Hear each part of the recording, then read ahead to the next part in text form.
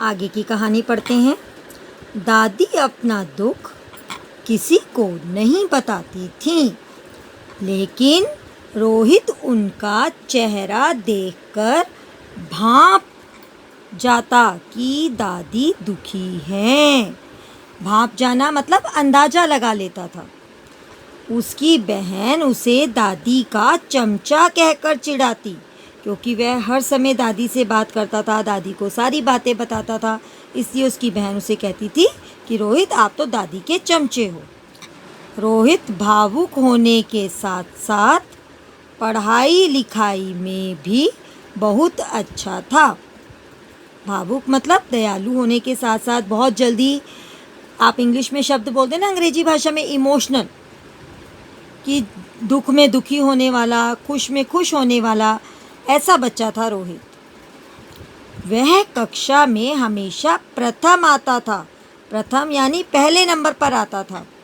खेलकूद तथा अन्य गतिविधियों में भी वह आगे रहता था।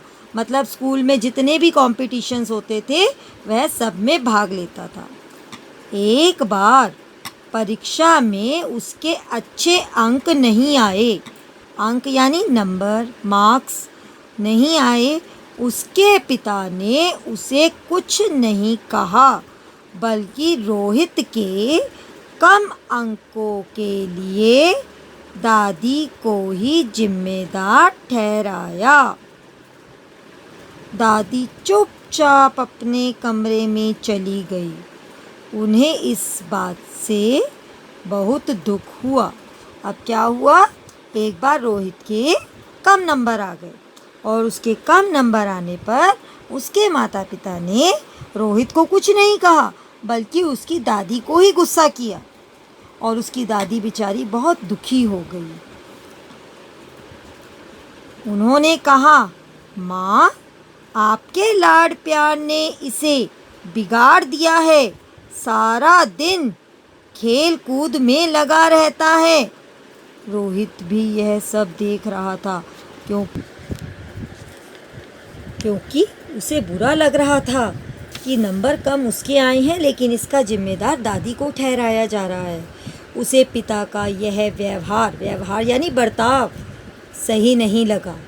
वह भी चुपचाप अपने कमरे में चला गया और फूट फूट कर रोने लगा। फूट फूट कर जोर जोर से रोने लगा।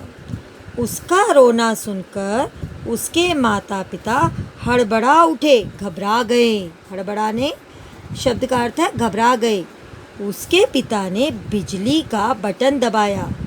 कमरे में प्रकाश फैल गया। प्रकाश यानी रोशनी फैल गई, क्योंकि वह जोर जोर से रो रहा था। रोने की आवाज़ से माता पिता जल्दी अंदर आए। रोहित सहम गया, यानी वह डर गया। उसने अपने पास रखी कॉपी को कसकर पकड़ लिया। उसके पिता ने उसके हाथ से कॉपी ले ली। अब रोहित के हाथ में कॉपी थी, लेकिन उसने वह छिपा ली।